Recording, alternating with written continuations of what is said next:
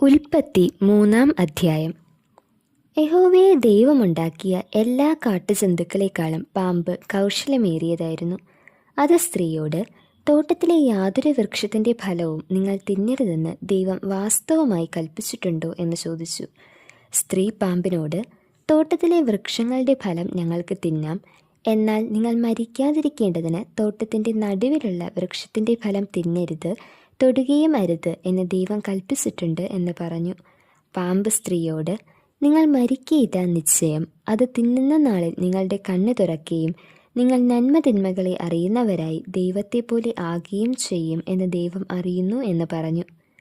ആ വൃക്ഷഫലം തിന്മാൻ നല്ലതും കാൺമാൻ ഭംഗിയുള്ളതും ജ്ഞാനം പ്രാപിപ്പാൻ കാമ്യവും എന്ന് സ്ത്രീ കണ്ട് ഫലം പറിച്ചു തിന്ന് ഭർത്താവിനും കൊടുത്തു. അവനും തിന്നു. ഉടനെ ഇരുവരുടെയും കണ്ണു തുറന്ന് തങ്ങൾ നഗ്നരെന്നറിഞ്ഞു. അത്തിയില കൂട്ടിത്തിന്നി തങ്ങൾക്ക് അരയാടയുണ്ടാക്കി. വെയിലാറിയപ്പോൾ യഹോവയെ ദൈവം തോട്ടത്തിൽ നടക്കുന്ന ഒച്ച അവർ കേട്ടു. മനുഷ്യനും ഭാര്യയും യഹോവയെ ദൈവം തങ്ങളെ കാണാതിരിപ്പാൻ തോട്ടത്തിലെ വൃക്ഷങ്ങളുടെ ഇടയിൽ ഒളിച്ചു. യഹോവയെ ദൈവം മനുഷ്യനെ വിളിച്ചു. നീ എവിടെയെന്ന് ചോദിച്ചു. തോട്ടത്തിൽ നിന്റെ ഒച്ച കേട്ടിട്ട് ഞാൻ നഗ്നനാകൊണ്ട് ഭയപ്പെട്ട് ഒളിച്ചു എന്നവൻ പറഞ്ഞു. നീ നഗ്നനെന്ന് നിന്നോട് ആർ പറഞ്ഞു? തിന്നരുതെന്ന് ഞാൻ നിന്നോട് കൽപ്പിച്ച വൃക്ഷഫലം നീ തിന്നുവോ എന്നവൻ ചോദിച്ചു. അതിന് മനുഷ്യൻ, എന്നോട് കൂടെ ഇരിപ്പാൻ നീ തന്നിട്ടുള്ള സ്ത്രീ വൃക്ഷഫലം തന്നു, ഞാൻ തിന്നുകയും ചെയ്തു എന്ന് പറഞ്ഞു. യഹോവയെ ദൈവം സ്ത്രീയോട്, നീ ഈ ചെയ്തത് എന്ത് എന്ന് ചോദിച്ചതിന്, പാമ്പ് എന്നെ വഞ്ചിച്ചു, ഞാൻ തിന്നുപോയി എന്ന് സ്ത്രീ പറഞ്ഞു. യഹോവയെ ദൈവം പാമ്പിനോട് കൽപ്പിച്ചത്, നീ ഇത് ചെയ്യുക കൊണ്ട് എല്ലാ കന്നുകാലികളിലും എല്ലാ കാട്ടുമൃഗങ്ങളിലും വെച്ച് നീ ശപിക്കപ്പെട്ടിരിക്കുന്നു. നീ ഉരസ്സുകൊണ്ട് ഗമിച്ച് നിന്റെ ആയുഷ്കാലമൊക്കെയും പൊടി തിന്നും. ഞാൻ നിനക്കും സ്ത്രീക്കും നിന്റെ സന്തതിക്കും അവളുടെ സന്തതിക്കും തമ്മിൽ ശത്രുത്വമുണ്ടാക്കും.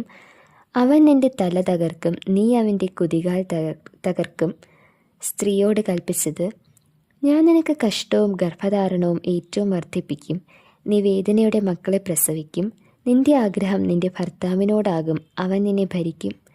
മനുഷ്യനോട് കൽപ്പിച്ചതോ, നീ നിന്റെ ഭാര്യയുടെ വാക്കനുസരിക്കുകയും തിന്നരുതെന്ന് ഞാൻ കൽപ്പിച്ച വൃക്ഷഫലം തിന്നുകയും ചെയ്തതുകൊണ്ട് നിന്റെ നിമിത്തം ഭൂമി ശപിക്കപ്പെട്ടിരിക്കുന്നു. നിന്റെ ആയുഷ്കാലമൊക്കെയും നീ കഷ്ടതയോടെ അതിൽ നിന്ന് അഹോവൃത്തി കഴിക്കും. മുള്ളും പറക്കാരയും നിനക്കതിൽ നിന്ന് മുളയ്ക്കും. വയലിലെ സസ്യം നിനക്ക് ആഹാരമാകും.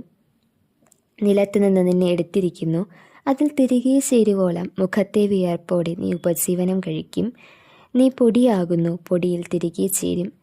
മനുഷ്യൻ തൻ്റെ ഭാര്യയ്ക്ക് ഹവ്വ എന്ന് പേരിട്ടു. അവൾ ജീവനുള്ളവർക്കെല്ലാം മാതാവല്ലോ. യഹോവയെ ദൈവം ആദാമിനും അവൻ്റെ ഭാര്യയ്ക്കും തോൽ കൊണ്ട് ഉടുപ്പുണ്ടാക്കി അവരെ ഉടുപ്പിച്ചു.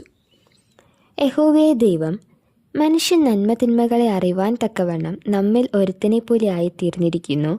ഇപ്പോൾ അവൻ കൈ നീട്ടി ജീവവൃക്ഷത്തിൻ്റെ ഫലം കൂടി പറിച്ചു തിന്ന് എന്നേക്കും ജീവിപ്പാൻ സംഗതി വരരുത് എന്ന് കൽപ്പിച്ചു. അവൻ എടുത്തിരിക്കുന്ന നിലത്ത് കൃഷി ചെയ്യേണ്ടതിന് യഹോവയെ ദൈവം അവനെ ഏദൻ തോട്ടത്തിൽ നിന്ന് പുറത്താക്കി. ഇങ്ങനെ അവൻ മനുഷ്യനെ ഇറക്കിക്കളഞ്ഞു. ജീവവൃക്ഷത്തിങ്കിലേക്കുള്ള വഴി കാപ്പാൻ അവൻ ഏദൻ തോട്ടത്തിന് കിഴക്ക് കെരൂബുകളെ തിരിഞ്ഞുകൊണ്ടിരിക്കുന്ന വാളിൻ്റെ ജ്വാലയുമായി നിർത്തി.